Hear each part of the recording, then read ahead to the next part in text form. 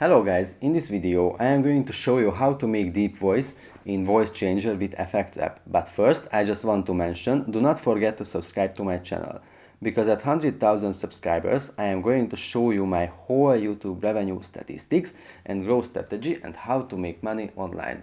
Now let's jump into it. First of all, let's open the app. As we can see, here we have a lot of options, but we need to record firstly something. For record on audio file, press the microphone icon on the top center.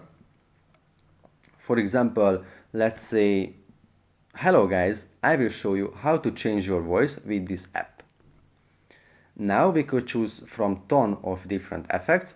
For the deep voice effect, we need to tap on the play button next to the deep voice text. Hello guys, I will show you how to change your voice with this app. That's pretty much it for this video guys, see you in the next one. Bye.